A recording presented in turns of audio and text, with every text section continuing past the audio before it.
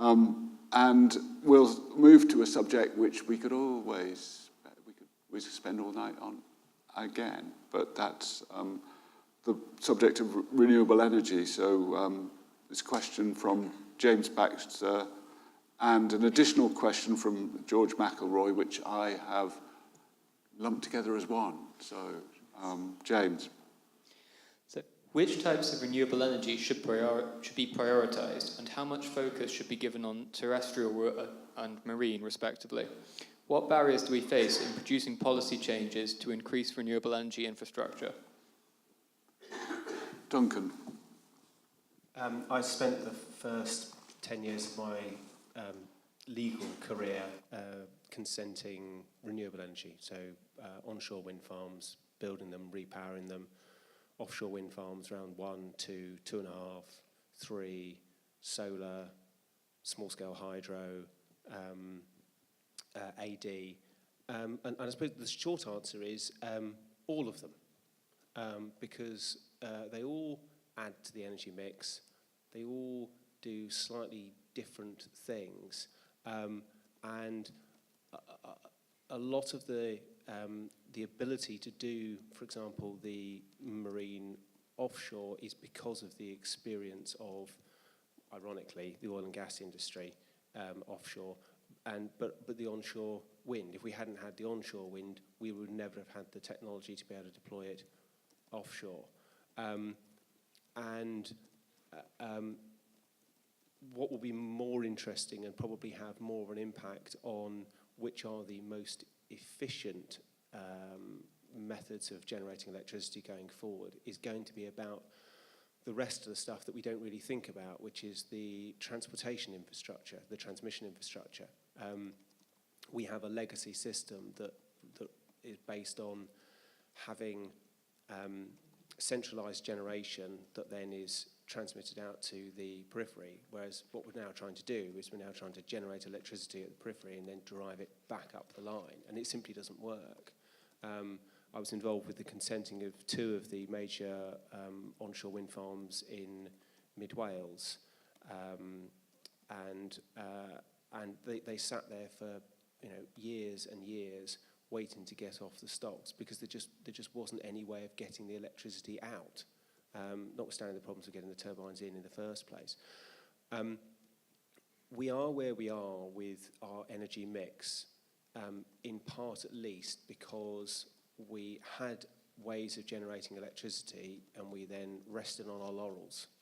And we said, that's great, we've got fossil fuel burning, or whatever fossil fuel we decided to use. And then we said, great, we've got nuclear. And we never really stopped to think, or never really carried on thinking about what was ever going to replace those. It would be disappointing if we fell into a similar mistake with renewable energy and said, well, we've got something that sort of works, let's just do loads of that, to the exclusion of everything else, to the exclusion of innovation in terms of tidal lagoons, wave power, whether that's a coastal or deployed offshore. So, yeah, I think all of them for those reasons. And the second point, which is about policy changes, in a sense answers itself in that one of the real difficulties that the renewable energy industry has struggled with is policy changes. There's an extremely long lead time in terms of the technology, the investment, and getting the finance for these projects. When the written ministerial statement came out in June of 2015, I think it was, that basically said, these are some new criteria for onshore wind. The whole industry just collapsed. And they then did a similar thing with the tariff rates for large-scale solar, and people rushed those through, and that, there's some work in building out existing consents, but there's not a great deal more coming through. And the industry has largely lost trust in government to give them a clear set of, policies of what they want, so that they can say, let's go through the lengthy planning process, let's be able to secure the many, many millions, hundreds of millions of pounds of project finance to bring these things forward. giving our investors confidence that we're not going to have the rug pulled out from under us. There are ideas floating about an infrastructure commission that will say, let's look at things that are important to UK PLC: health, education, energy generation and transmission infrastructure. Let's try to get out of the sort of political cycle and then tying investment decisions into, how often general elections occur. And so I think fundamental change is something that's needed there to bring back a bit more stability, innovation and investment. Okay, thank you. Jackie, you... It's an interesting one. It's obviously, in a lot of cases, a very highly charged attitude issue to renewables. I think a lot of people don't understand the technologies, they don't understand the changes in technologies, and there hasn't been enough time to allow continuity in a lot of these cases. Policies, technologies, tariffs, attitudes have changed too quickly to allow us to really see what the benefit would be. About 15 years ago, there was a letter sent to the City Council from a gentleman who was suggesting putting a line of wind turbines along Staden Heights with 6 across the breakwater and another 5 along the Rhine Peninsula. And we were obliged to speak to English Heritage to advise why that was not quite such a good idea. And we got a 16-page analysis of all the sustainability and technological and architectural and heritage issues, which explained why, which we sent to him, and he wasn't very happy about it. So a year later, he sent the same letter suggesting the same thing. And this went on for about 3 years until I got one of the best letters I've ever had, which was from English Heritage to the City Council, which just said, "Dear sirs, in a word, no." Thank you very much. I think there's some interesting, if you look at some of the issues like fracking that are very highly charged at the moment, looking at some of the onshore proposals, a lot of it is very much about who owns the land, who's going to benefit, who will vote for who, and who's looking for whose votes. And I think the thing that's really worrying me at the moment about a lot of legislation, a lot of policies, and a lot of advance in technologies, whether it's terrestrial or marine, is I get the feeling that if we leave if we leave the EU, the UK government will go for particular approaches simply because the EU are going the opposite way. And if you look at things like energy policy in the EU, it is incredibly green. It's getting greener all the time. So just watch this space. I'm really not very confident about what we can look forward to in terms of renewable energy in this country. We just don't seem to understand what we've got and what we could do with it. Thank you. Shane, I think you may be the last on this particular question. It actually boggles my mind that we've built structures all across the country that we are underutilizing. We built roofs over all our houses because we like staying dry in the winter, but they're being underutilized for the potential rainwater collection as well as solar voltaic installation. We have numerous roofs that are southern facing that, especially in sunnier parts of the country, could actually generate good potential for solar voltaic, especially as the technology is getting better. They're becoming more efficient and more cost effective. Every year seems to be becoming less and less of a barrier, more of a non-brainer. And with regards to wind, the other mature energy sector, we're getting better at installing them further offshore, while still maintaining the generation that we need near the coastlines. And that's where the wind seems to be for the most part, out in the ocean where there's relatively little wildlife impact above the surface. In terms of barriers outside of actual just policymaking and economics, I think it's a huge public perception issue because people see a wind turbine development and they worry about their view, which when I hear that I seem to think I'm the only person that actually likes seeing a wind turbine in the landscape. People complain about noise. They also complain about birds, ignoring the fact that windows in high-rises kill about 1,000 times more birds than wind turbines ever do. And the birds actually learn the patterns of the wind turbines and start going around them after about a year or two. So really, you got to change the public perception to actually encourage the voter base to actually be on board with renewables. So the politicians that actually have the means of changing the legislation to encourage renewables are actually encouraged to actually put that on their agenda. Thank you. Any questions or comments from the audience? Yep, a couple here.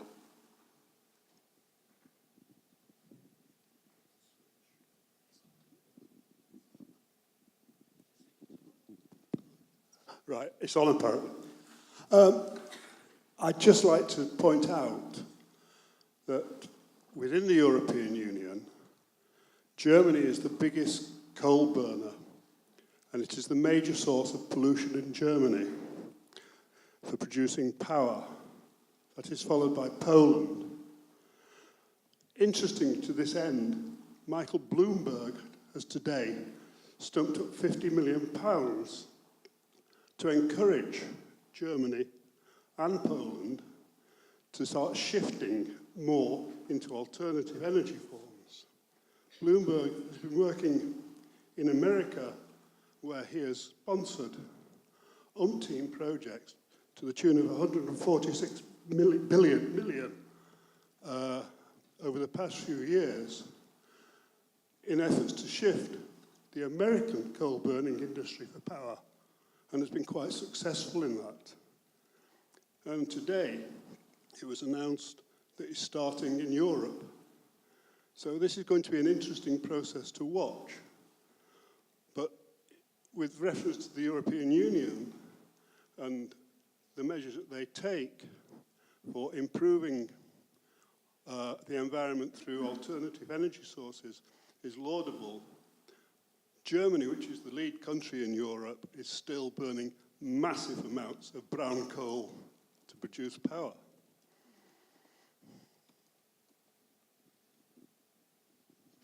Thank you, David. And was there someone else further back?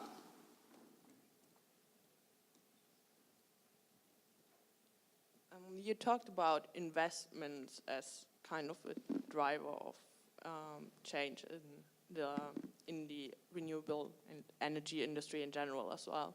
Don't you think that an institution like Plymouth University, who pride themselves as being a sustainable university, should make like a commitment to never invest in the fossil fuel industry?